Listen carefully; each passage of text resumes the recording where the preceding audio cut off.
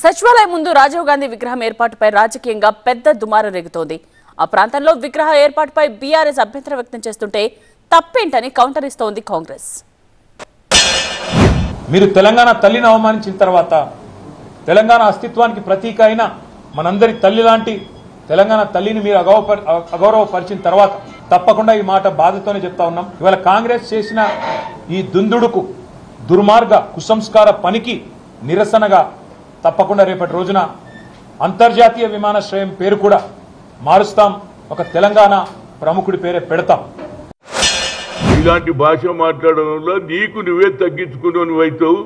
ఇంకొకసారి రాజీవ్ గాంధీ గారి స్టాచ్యూను తీసేస్తామనడమో లేకుంటే ఇంటర్నేషనల్ ఎయిర్పోర్ట్ పేరు తీసేస్తామనేది మానుకో. ఇది ఆల్రెడీ ప్రజలలో వచ్చింది. అది చేసేస్తే మీకే చెడ్డ పేరు వస్తుంది. అందులో త్యాగం చేసిండ్రా బాబు. ఈ భారతదేశంలో వాళ్ళ తల్లి ప్రాణాలు కోల్పోయింది, ఆయన ప్రాణాలు కోల్పోయిన, ఆయనను చచ్చిపోయినను పట్టుకొని ఆయన విగ్రహాలు నేను తీసేస్తా, అలా పేర్లు మార్చేస్తా అంటే నీకు చెడ్డ పేరు వస్తుంది. రాజీవ్ గాంధీ గారు మరి తెలంగాణకు ఆయనకు సంబంధం ఏందో నాకే తెలియదు. రాహుల్ గాంధీ దగ్గర మార్కులు కొట్టేయాలంటే మీ గాంధీ భవన్లో పెట్టుకో, లేదా జూబ్లీహిల్స్లో నీ ఇంట్లో పెట్టుకో, ఎవరు వద్దంటలేదు.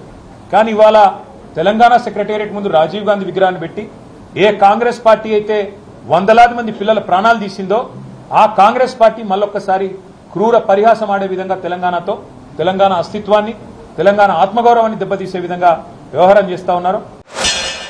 మీరు పెట్టుకోండి, ఎవడొద్దన్నారు. మీ సర్కారు వచ్చినాక తెలుగు తల్లి ఎడబెడతారో పెట్టుకొని ఎవడొద్దన్నారు. నేను అనేది అండి, మీరు పెట్టినుంటే నీ విగ్రహాన్ని జరిపి పెట్టినుంటే ఏదన్నా అన్నారు అనుకోవచ్చు. దానికి సెక్రటరియట్ పోయింది, ఇక సాక్షాత్తు ఇంటర్నేషనల్ ఎయిర్పోర్ట్ కూడా నేను మారుస్తా అని అనడం అది నీకు శోభ కాదు. ఇలాంటి భాష మాట్లాడొద్దు. మా రాహుల్ గాంధీ గారు చూడండి.